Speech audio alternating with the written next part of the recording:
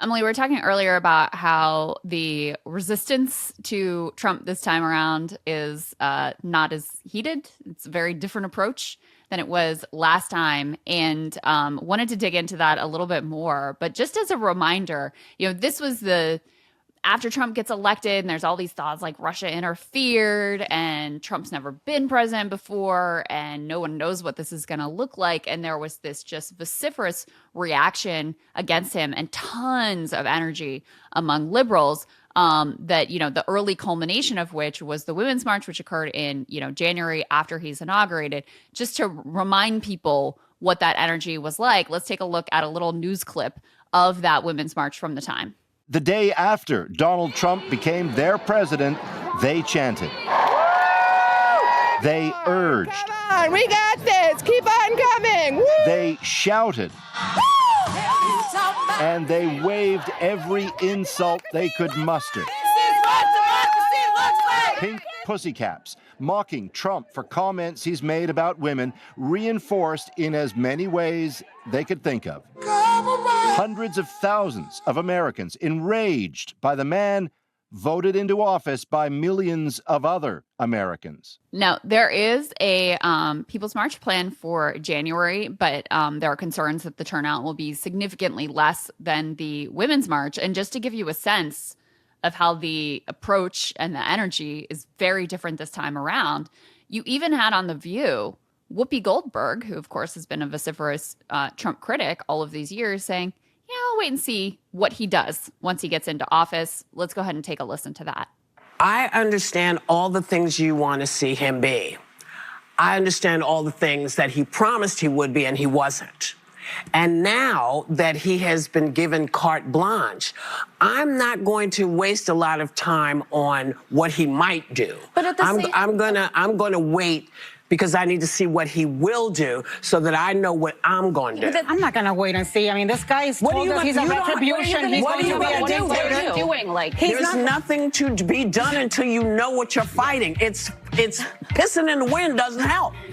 You just get a wet face. But what I'm saying is I have no false expectations that at 78 he's going to all of a sudden turn into a benevolent human being. And I'm not going to spend. I spent weeks telling people that he was apocalyptic. I'm not going to change now because it's still the same man. Not treating every single thing like I think that's when we lose credibility. Well, here's the thing. You lose credibility in many different ways. If you don't know what you're talking about and you accuse him of something, then they're going to blow it back. That's why I say we need to wait and see exactly what you're going to do. So, we should put dramatic music like that when we start to get heated. Griffin can start trying to play us out to break. Okay, y'all have been talking for a long time. Let me just start to play some music, play you off stage. That was what was going on there. But so there's a few things. I think Whoopi's comments, while less dramatic than Joe and Mika going down to Mar-a-Lago, I think in some ways they should be seen as a similar reaction. I think you can also put them in a vein with Jeff Bezos deciding to not have the Washington Post endorse before the fact, of Sundar Pichai, of Mark Zuckerberg, of Tim Cook, all of these people being like, let's make nice because this is the new reality. And, part of that is out of a desire to suck up to power, as always. And part of that is out of this kind of fear of retribution. I think from Whoopi Goldberg's perspective, it's also her sense of okay, well, what we did last time didn't really work. So what can we do that's a different approach? My own personal reaction is kind of the polar opposite, because last time around, we didn't know what he was going to do. So then to me, it did make sense to be all right, well, let's see how this goes. Yeah. This time around, this man was president before. We know what he said on the campaign trail. We know who he's putting in place and what he is planning to do. And whether it's, mass deportations, or I'm in support of some tariffs, but putting tariffs across the entire economy that spikes inflation would be an utter disaster. The $2 trillion cuts from, letting Elon Musk, the richest man on the planet, basically drive government policy and run it to his own personal benefit. These are things he's already putting in place that he has argued for on the campaign trail, that he has some track record of being in favor of from last time around, even though he was stymied in these certain ways. I feel the polar opposite of Whoopi Goldberg. We already know who this person is. So in some sense, it's been very frustrating to me to see the lack of concerted, like smart, policy-driven resistance to him this time around, even as last time, like, I found the Women's March and these sorts of things kind of like, liberal and cringy. But this time there just seems to be such an aura of capitulation. And if you put the shoe on the other foot, like Republicans never approach things this way of like, oh, maybe Barack Obama and Joe Biden, maybe Kamala Harris, maybe we're going to like what they had. No, they, from the beginning, mount a forceful, clear-cut, aggressive opposition. And there's a reason why they do that. It's because it's politically successful. It's pretty wild. I mean, first of all, to disentangle the layers of that cacophony from The View, it was like they were making these different arguments that weren't even against each other. Like you had Alyssa Farah Griffin on the end of the table saying, you can't treat everything like a 5-alarm fire. She was agreeing with Ana Navarro. She was like, he is the same guy, but if you treat everything like it's an emergency, people tune out. And Ana Navarro is sort of puzzled by that and saying, and same thing, she's puzzled by Whoopi Goldberg because she's been sitting at that table for years where they do treat everything as a 5-alarm fire. And she's, I think, actually right to call their BS on that and saying, okay, so are you telling me that I should just pull my fire? Even though I think something is like dire and serious, it does. Actually, Krystal, I totally think it's like Joe and Mika. In the one sense, he's Hitler and he's a fascist to like, well, let's find some common ground. It's like these two things can't coexist. Right. It's like, did you believe that he was Hitler if you're now saying that that he was literally Hitler or that he was actually a fascist or a dire threat to the Republic? If you are now saying, let's give him a chance. So in that sense, I am, let's give Hitler for the first time in my life, for the first time in my life, I am sympathizing. I am agreeing with the lovely Ana Navarro there. But the Joe and Mika point, I don't think this applies to Whoopi Goldberg. But Krystal, I was working on a story yesterday about why DC seems so quiet. I mean, the Women's March was the pinnacle of the resistance. It was, the snowball starting to roll down the hill of the resistance. And Ryan writes about this in his book, a very organic, genuinely bottom-up way. But it also, I mean, the quote-unquote resistance, the hashtag resistance, was robust. It wasn't just the Women's March. The Women's March was a powerful part of it, but everyone remembers it was so frenzied. In D.C., it was frenzied. People were hyperventilating, and I was working on a story about why that doesn't seem to be the case right now. And a longtime Republican lobbyist told me on the phone yesterday that everyone is, quote, scared to death and not saying anything. It is like the angel of death is hovering over their doors and they just want fucking lamb's blood on their door. And they're hoping that the Trump administration has too many fish to fry and they don't end up being one of the fried fish. And so Ryan is right that the Women's March was very much a bottom-up type of thing. But there's really nothing coming from the top down. And this gets to the Whoopi Goldberg and Joe and Mika point, because people understand that Trump is going to come into office without the need to run for re-election again. And they understand he's coming into office with these off-season plans ready to go. They're trying to avoid, like, needlessly, after all of this time, putting themselves in the crosshairs. It's like, okay, good luck at this point. Yeah. Well, and the other thing is, like, there's no examination of what the resistance ended up focusing on in terms of, figuring out why it didn't work.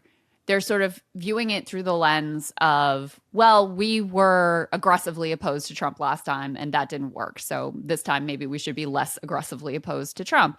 And it's like, well, instead of that analysis, maybe you shouldn't have indulged in this elaborate Russiagate hoax conspiracy that just turned out to not be true. Yep. Maybe if you had opposed him on the overt corruption, which was clear cut from day one, maybe if you had opposed him on how he turned out to be a fraud when it came to his working class promises and his primary accomplishment was passing a tax cut for a bunch of rich people. Maybe you should have opposed him more aggressively on the fact that, his healthcare plan was an absolute disaster. And he lied when he said he was going to get everyone healthcare coverage. Like, maybe the problem wasn't that you aggressively opposed him. Maybe it was that you opposed him on things that were fundamentally not really factual or accurate or connecting to people's day-to-day lives. Maybe that was the problem there.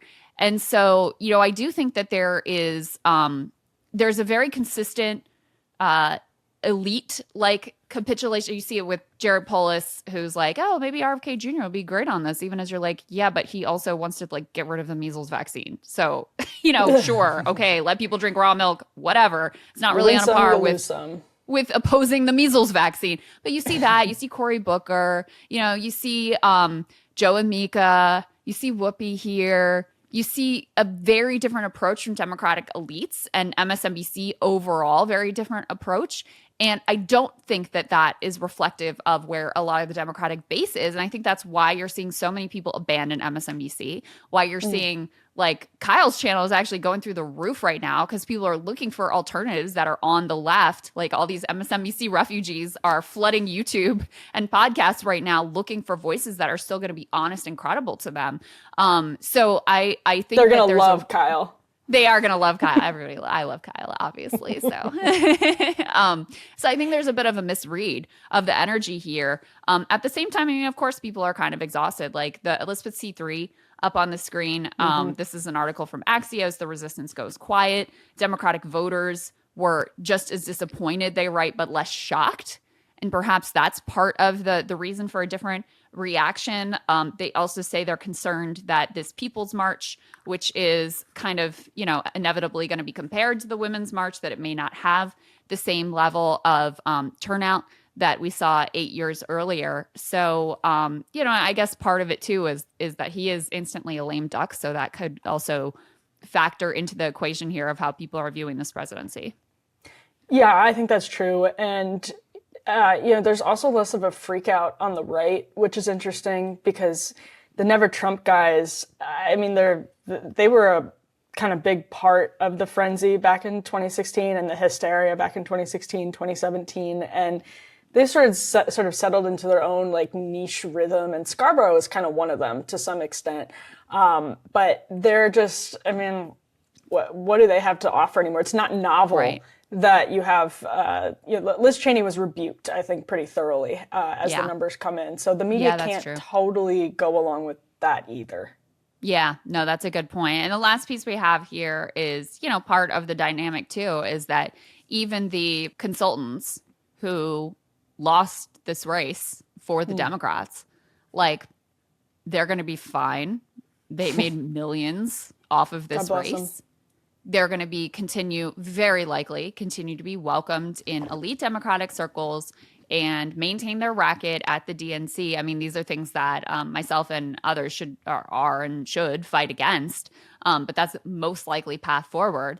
And so for them, a loss to Donald Trump isn't alarming. They're not going to be the ones who are, suffering the brunt of the consequences. They have, if grocery prices spike, if there's mass deportations, like they're not going to be the ones in the camps. They're not going to be the ones who are unable to pay their bills at the end of the month if those things come to pass. So, they're fine with a Donald Trump victory because they still get to move forward and get their multi-million-dollar consulting contracts and get their CNN hits where they can explain what went wrong, even though they're the ones that like caused the things that went wrong. There's some upwards failure on the right, but I was talking to a Democratic consultant a couple of weeks ago about how there's so in the Democratic Party, it's just you can fail upwards so easily, and that's what's going to happen to like all of these Kamala consultants in all likelihood. Is you can run a quote unquote flawless campaign, and because Joy Reid thinks that it was a flawless campaign, and people like her are the ones that are hiring you, just those checks will just keep coming. Yeah, it's also a point that Torre made with us, which kind of landed with me, is like, anyone who was at all associated with the Obama campaign is kind of treated as a political genius. But are they really? Because it's like, okay, you were able to get Barack Obama elected, who anyone on the right or the left would acknowledge is like this generational political talent. Like, did you really need to be a genius to pull that off, or did you just happen to back the right horse at the right time? Because y'all haven't seemed to be able to and Mitt Romney have any real success after that one moment in time, and yet they're still treated as these like unassailable political geniuses within the party. I mean, we forget how incredibly unpopular George W. Bush was. And like when people went to the polls in November 2008, how unpopular Republicans were, how bad the economy was. I mean, honestly, it wasn't that heavy of a lift when you have someone like Barack Obama. So that's a great point, Krystal. Yeah, and it turns out Hillary Clinton also not a great candidate. So, yeah, not like Obama. Again, Barack Obama, this extraordinary political figure, you know, even as we have ideological disagreements with him, both of us do.